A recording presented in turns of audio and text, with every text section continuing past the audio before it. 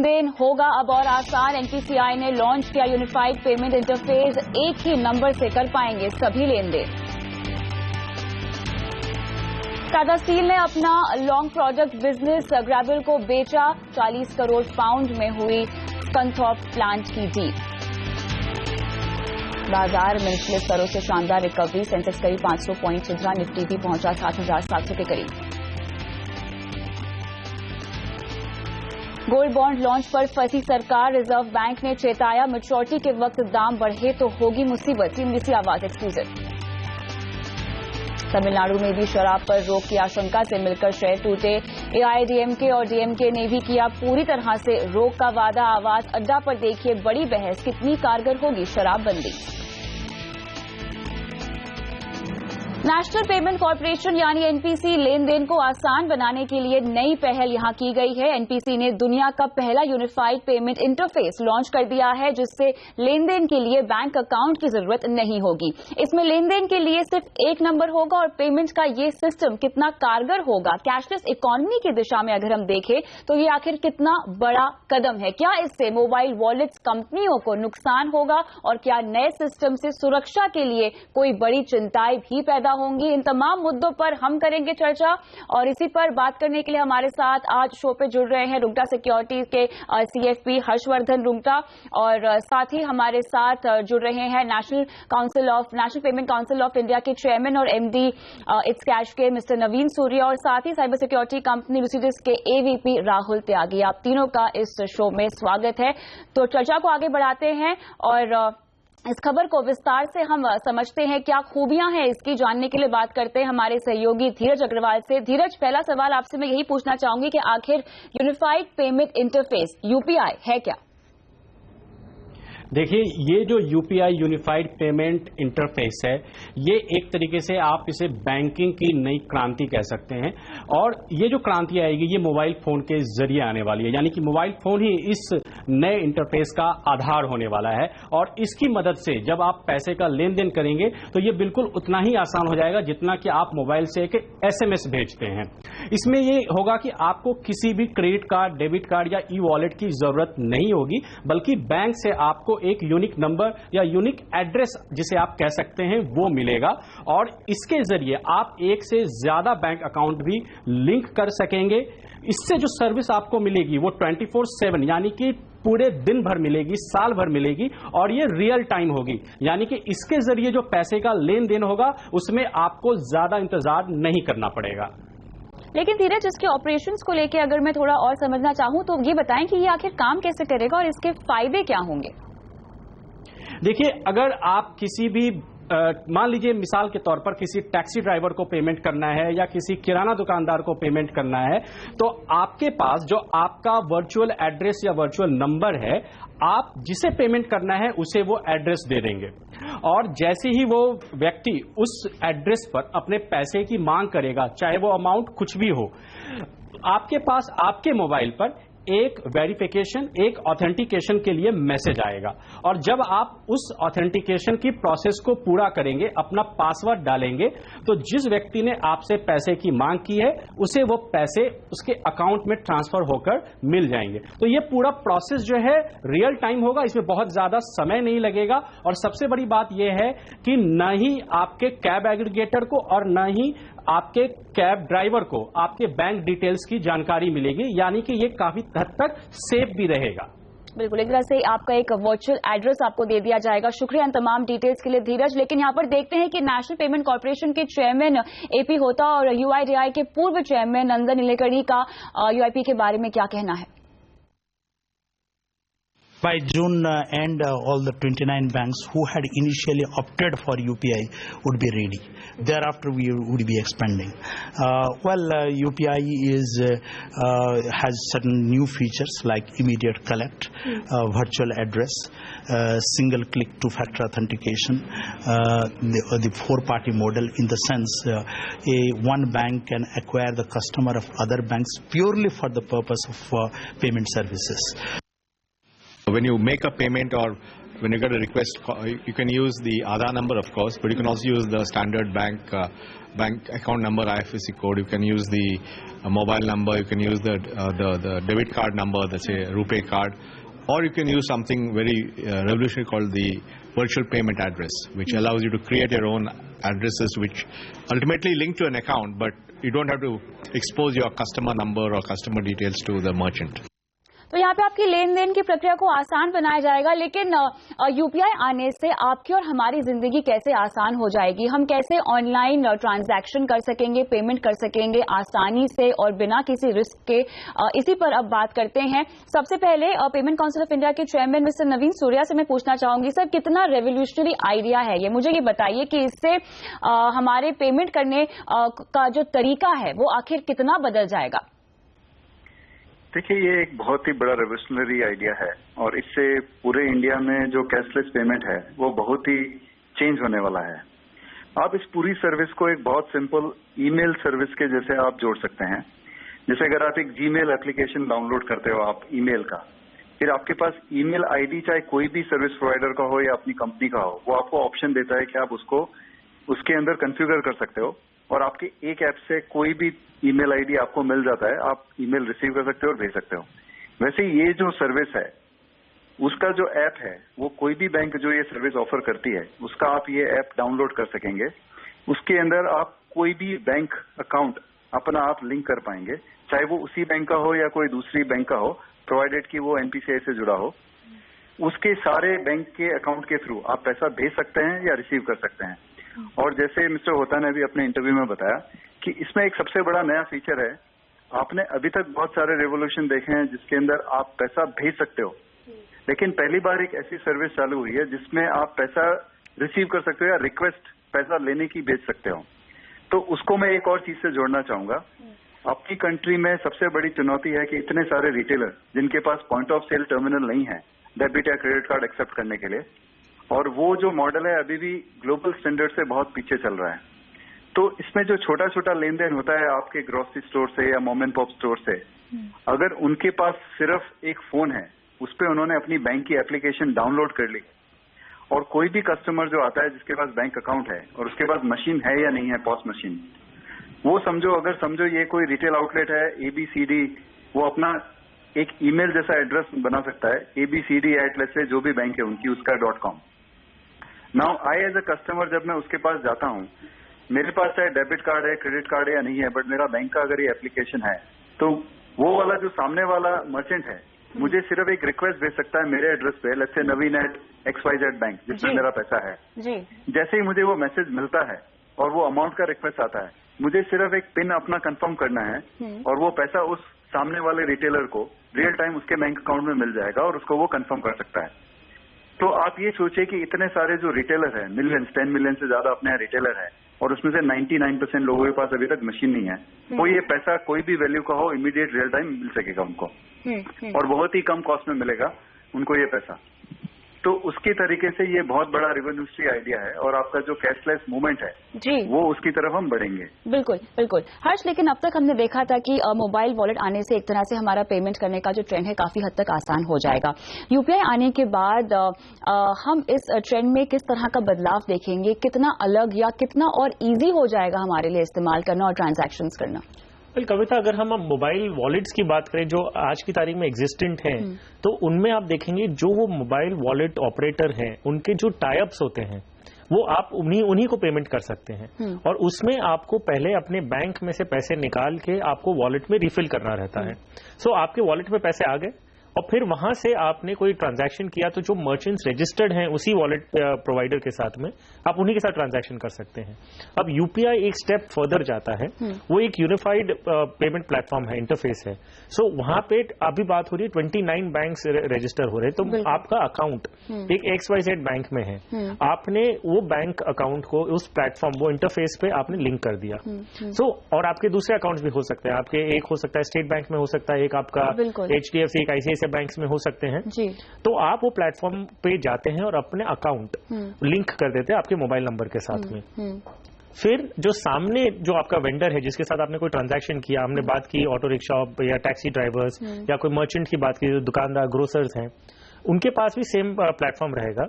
अब वो प्लेटफॉर्म पे उनका अकाउंट हो सकता है एक्सिस बैंक में, आपका था स्टेट बैंक में, सामने वाले का है एक्सिस बैंक में।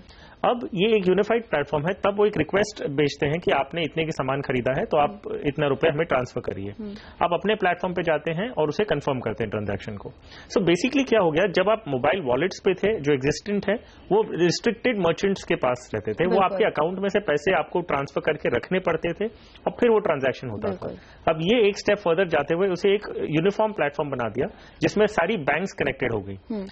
आपको ना ही अपने अकाउंट में से पैसे निकाल के पहले वॉलेट में भरने हैं और फिर वहां से ट्रांसफर करना है। ये 2 वे स्टेप प्रोसेस नहीं है, आपको सिंपल है, आपके अकाउंट से ही पैसे डेबिट होंगे और सामने वाले के अकाउंट में सीधा क्रेडिट हो जाएंगे जब वो आपसे रिक्वेस्ट करते हैं तब।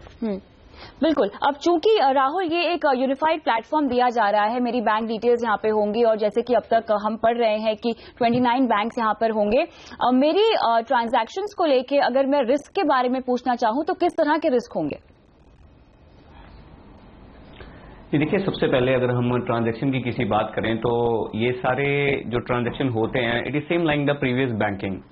नो डाउट इन्होंने जो पेमेंट सिस्टम है उसको काफी सिंप्लीफाइड कर दिया है इस बार, बट अगर आप रिस्क की बात करें, रिस्क जो पहले थे अभी भी वही होंगे। अगेन, किसी भी टेक्नोलॉजी, जब कोई टेक्नोलॉजी इंट्रोड्यूस होती है तो उसमें 2 चीजें बहुत इंपॉर्टेंट होती हैं। एक तो पहले सिक्योरिटी ऑफ द टेक्नोलॉजी और दूसरा था security awareness in the people who are using to use that technology. तो अगर आप टेक्नोलॉजी की बात करें यहाँ पे रिस्क फैक्टर की इस यूपीआई एप्लीकेशन के अंदर, तो as a hacker's point of view, as a security professional point of view, I will be giving them a green signal because there are few things जो हर एक एप्लीकेशन के अंदर जरूरी होती हैं एक सिक्योर ट्रांजैक्शन देने के लिए और एक सिक्योर एनवायरमेंट देने के लिए यूजर को। सबसे पहले होता है 2 step verification which is already implemented in the application. Second is the encryption level, जो कि इंक्रिप्शन लेवल दिया जाता है ट्रांजैक्शन को ट्रांजैक्ट होने के अंदर, ताकि सेंटर में कोई बंदा उसको इंटरसेप्ट ना कर सके कि क्या जा रहा है, जो कि बहुत अच्छा इंक्रिप्शन इंप्लीमेंट किया गया है। तीसरा जो सबसे अच्छी चीज है कि लेस यूजर डिटेल्स देना when it is required to the transaction. तो यूपीआई के अंदर आप ट्रांजैक्शन करते हैं the thing which is known as a virtual payment address, जो कि एक very limited kind of information है जो पास होती है। अगर वो इंटरसेप्ट भी इन केस हो जाती है, still it is not usable by the hacker to breach into the thing. दूसरी जो सबसे बड़ी रिस्क यहाँ पे जो बात करें तो उसकी, that is users point of view. अगर आप देखें कि पिछले इन दिनों में जितने भी हमारे हैकिंग हुए हैं, जहां ब्रीचेज हुए हैं, उसके अंदर टेक्नोलॉजी का बहुत कम पार्ट रहा है। एंड अगर आप पिछले केसेस देखें सारे ब्रीचिंग्स के, जिसमें अंदर बैंकिंग लोगों के, like I was looking at your show, पीछे एक सर बता रहे थे कि उनका क्रेडिट कार्ड से पैसे निकाल लिए गए। अगर हम उस पूरे सीन को देखें, the problem is again with not the technology. आज अगर आपके कंप्यूटर में वायरस आता है तो आप अपने बैंकिंग एप्लीकेशन बोलती है आपको कि आप अब वर्चुअल कीबोर्ड यूज कीजिए, एंड ऑब्वियसली हम सुनते भी हैं हाँ जी वर्चुअल कीबोर्ड यूज कीजिए, but nobody uses that, and that is why once your computer is infected by a malware, तो जो आप टाइप करते हो, if the malware is a fully undetectable malware जो एंटीवायरस की रीच में नहीं आता आजकल, सो उस सिचुएशन में अगर आप टाइप करते हो अपना पासवर्ड तो it will be recorded by the criminals and remotely, बिना आपके स्क्रीन के सामने कुछ आए, वो हैकर्स को पास ऑन हो जाता है remotely anywhere. And obviously credit card, debit card can be use internationally, वो बाद में ब्लैक मार्केट में बेच दिए जाते हैं। इस सिचुएशन में आप बैंक को जिम्मेदार नहीं ठहरा सकते कि ये आपकी वजह से हुआ है, because again banking system providing you the best security in terms of technology. Now usability is again depend upon the people. ये यूजेबिलिटी लोगों को समझना चाहिए कि किस तरीके से उसको यूज करना है। सिंपल एग्जांपल कि आपके हाथ में हमें बरतने चाहिए, और साथ ही यूपीआई जो नंबर है उसकी सर्विसेज हमें कैसे मुहैया होगी, हमें ये नंबर कैसे मिलेगा, और साथ ही किन किन सर्विसेज के लिए हमें इसका इस्तेमाल करना चाहिए, इस पर हम करेंगे चर्चा इस छोटे से ब्रेक के बाद।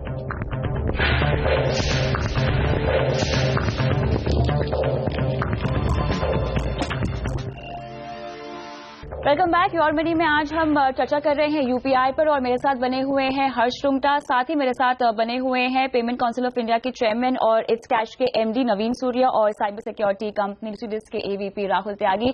हम अपने चर्चा को आगे बढ़ाते हैं, और नवीन जी आपसे अब सवाल मेरा ये होगा कि आम आदमी को ये यूपीआई नंबर आखिर मिलेगा कैसे? जी, यूपीआई नंबर आपको कुछ लेने की जरूरत नहीं है। ये जैसे हम ईमेल आईडी अपना बनाते हैं, वैसे यूजर खुद अपना जो उसको यूजर आईडी चाहिए वो खुद सेट करेगा। वो उसकी मर्जी है। वो जैसे हम ईमेल में अपना खुद का यूजर आईडी बनाते हैं, वो नंबर वाला हो या कोई अल्फाबेटिक हो या मिक्स हो। तो मेरा आधार नंबर हो सकता है, मेरा पैन कार्ड नंबर हो सकता है, मेरा ईमेल आईडी हो सकता है, कुछ भी।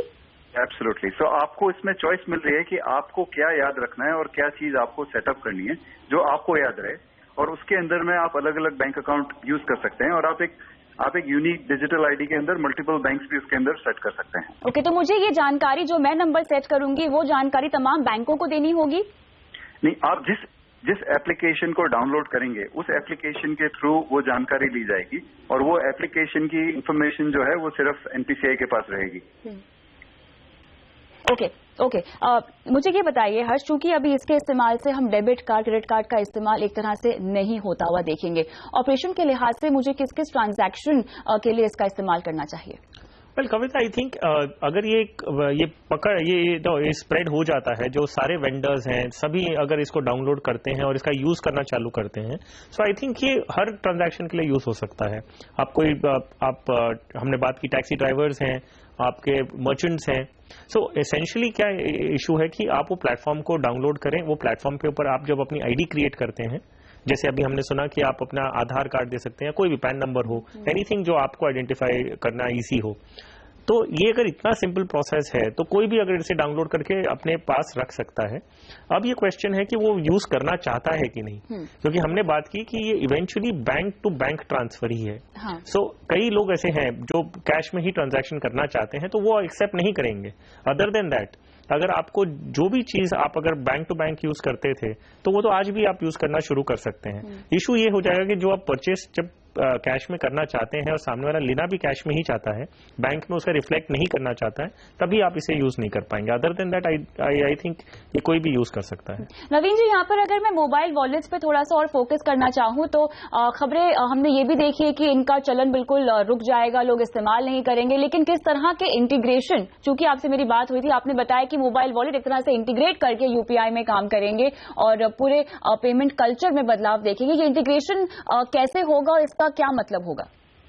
जी, दो चीजें। एक तो कि जैसे गवर्नर ने भी बोला था आज की मीटिंग में कि over a period of time जितने भी ऑथराइज पेमेंट सिस्टम है वो सारे यूपीआई से कनेक्टेड होंगे। आई थिंक शुरू में ये बैंकों के साथ हुआ है, जैसे हम आईएमपीएस में भी ऑलरेडी बहुत सारे वॉलेट और पीपीआई ऑलरेडी कनेक्टेड हैं, जिसमें आज की तारीख में 40% मार्केट शेयर पूरे साल के जितने भी आईएमपीएस ट्रांजैक्शन हैं वो वॉलेट के थ्रू होते हैं, जिसमें we are one of the largest player.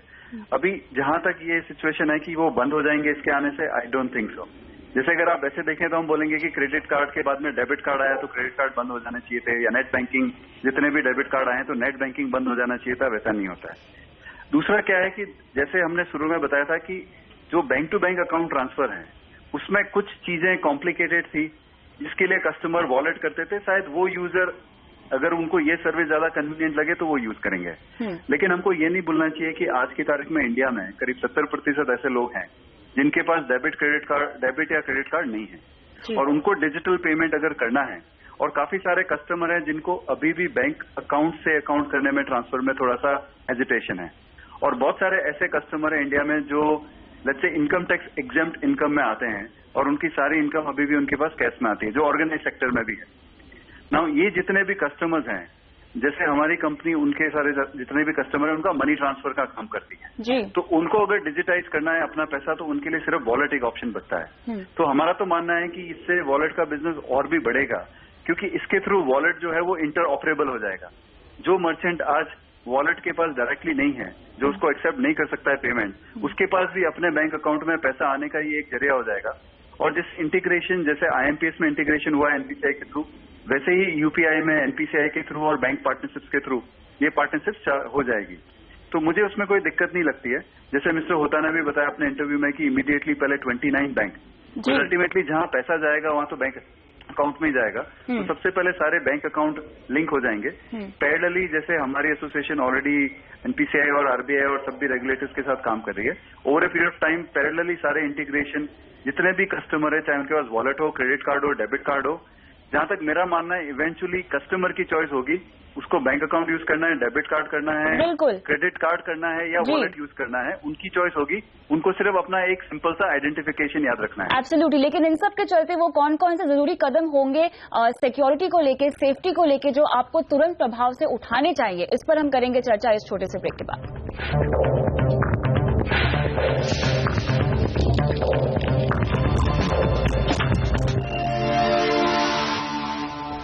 Welcome back your money में हम आपको बता रहे हैं कि यूपीआई का मतलब क्या होता है और कैसे आपका जो पेमेंट करने का चलन है वो कितना बदल जाएगा ऑनलाइन। यहाँ पे हम फोकस करेंगे थोड़ी सेफ्टी और सिक्योरिटी पर।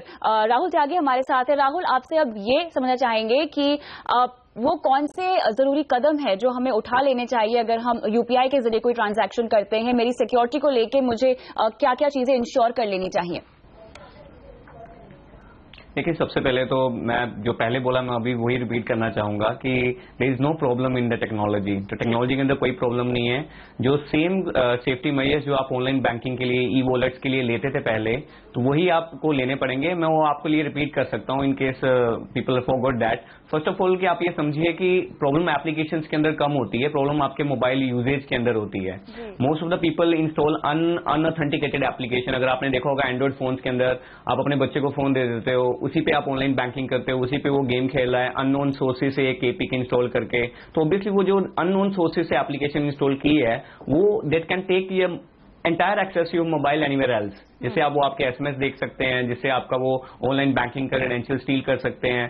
सो you should take care of that thing कि जो आपका मोबाइल जिसके थ्रू आप पेमेंट कर रहे हैं तो उसको आप थोड़े नॉर्मल ऑनलाइन ट्रांजैक्शंस के लिए मेजर्स उठाते हैं उन्हीं को उठाना पड़ेगा यूपीआई के जरिए भी ट्रांजैक्शन करने में। लेकिन हर्ष, यहाँ पे तो हम पेमेंट की बात कर रहे हैं, आगे चल के इन्वेस्टमेंट्स को लेकर भी हम इस तरह से यूपीआई का इस्तेमाल कर पाएंगे म्यूचुअल फंड, इंश्योरेंस में निवेश को लेकर। आई एम श्योर कविता, अगर हम देखें तो आज की तारीख में जब इन्वेस्टमेंट्स का जो पहला सिनेरियो था वो ये था कि आपको एप्लीकेशन फॉर्म भर के आपको उसके साथ चेक लगाना था और फिर आप वो कंपनीज में देते थे।